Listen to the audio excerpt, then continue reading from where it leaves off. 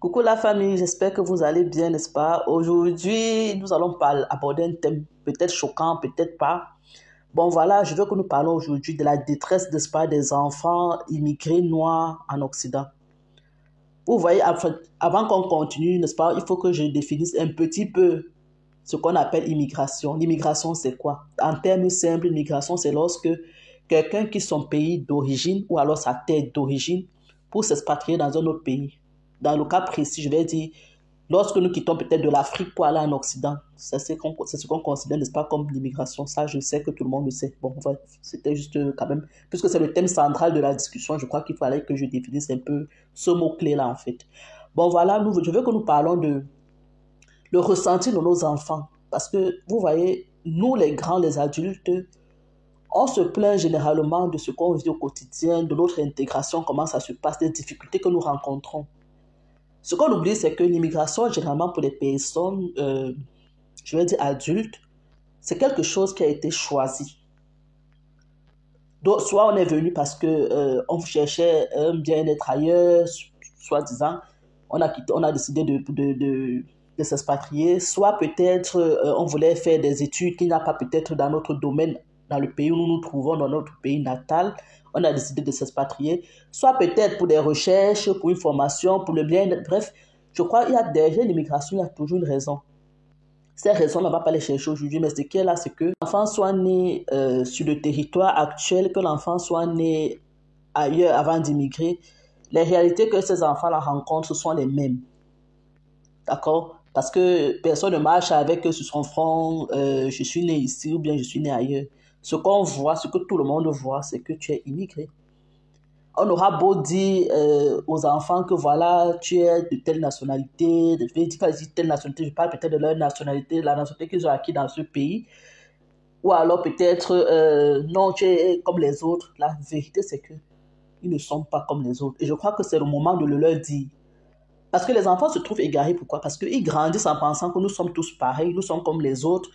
Et ils s'attendent à ce que les autres lui donnent ce traitement-là qui soit comme ce que lui il attend en fait.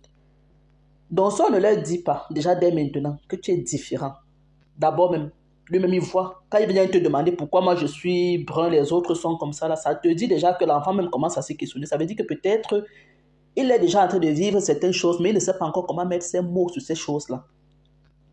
Vous savez, je fais ce thème pourquoi? Parce que, et imaginez-vous une scène où l'enfant arrive à l'école, c'est ce que je voulais dire avant de perdre un peu mes idées, où l'enfant arrive à l'école, il faut remplir des formulaires et tout. Et au moment de remplir la nationalité, il remplit aussi la nationalité, qui est pareil que pour ses camarades de classe, et tout le monde est choqué en fait. Donc je vais prendre un cas simple.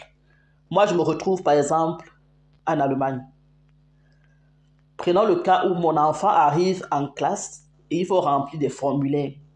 En remplissant nom, prénom et tout, on arrive sur la case où il faut remplir nationalité.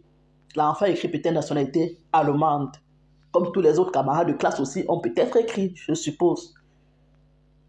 Et les autres sont, ou bien alors on lui pose la question, tu es de quelle nationalité?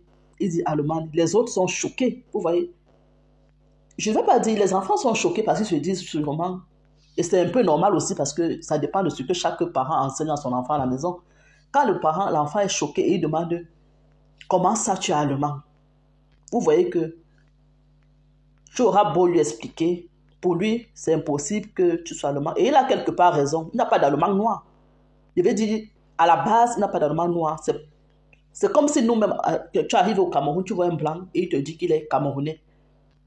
Tu vas dire, hein, tu es camerounais, mais tu vas lui demander, tu veux qu'il remonte un peu plus haut, quoi, pour que tu comprennes exactement comment il a fait pour devenir camerounais.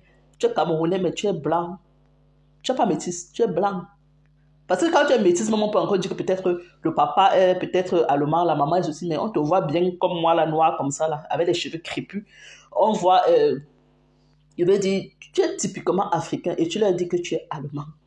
Les enfants ne comprennent pas que, quelque part, on peut acquérir une nationalité. Vous voyez?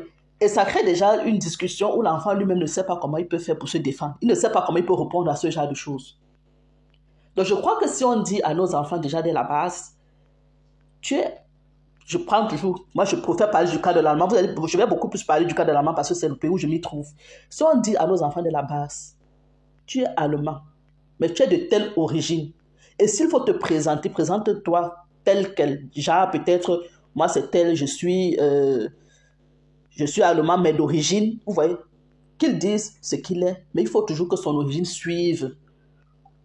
Parce que le fait qu'on ne va pas lui dire de quelle origine, il ne fait pas suivre sa part d'origine, il se retrouve toujours en train d'être questionné.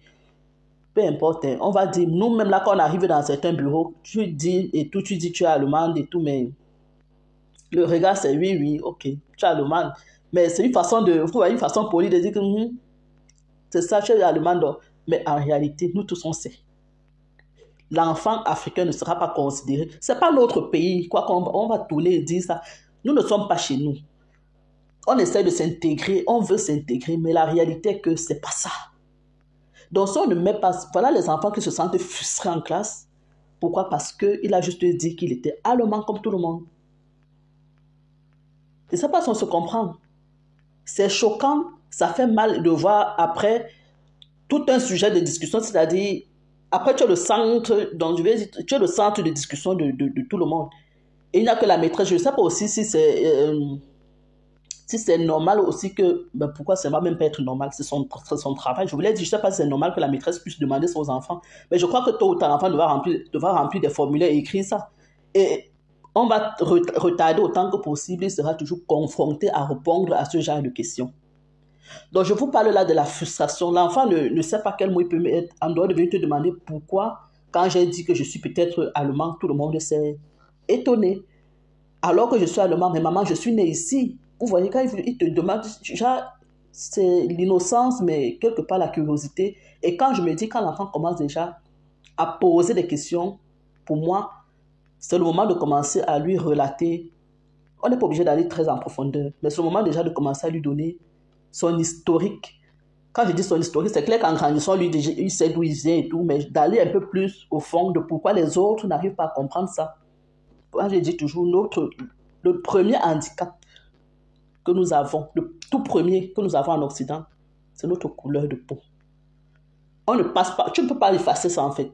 Les autres, tu peux cacher certains comportements pour essayer de t'intégrer, mais la réalité, c'est toujours que tu vois un peu, il n'y a pas de savon pour laver. Et tant qu'on ne va pas essayer de mettre dans la tête de nos enfants les valeurs qui leur permettent de se vanter, de valoriser ça, et pour ça, il faudrait qu'ils connaissent leur histoire. Vous voyez la frustration que ça peut créer, vous voyez le ressenti. Quand un enfant vit ce genre de choses, il se retrouve en train de se renfermer sur lui. Il y a des enfants qui veulent même changer d'école juste parce qu'il est le seul noir dans l'école. Donc quand tu constates, n'est-ce pas, que ton enfant commence à te dire ce matin, moi je n'ai pas envie d'aller à l'école. Ah, tu le vois bien là, la veille il était bien important, subitement le matin quand tu le réveilles, il te dit, je ne suis pas motivé, je ne veux pas, je n'ai pas envie, bien, je ne sais pas. On doit apprendre, n'est-ce pas, à cerner le mystère de nos enfants, si je peux le dire comme ça.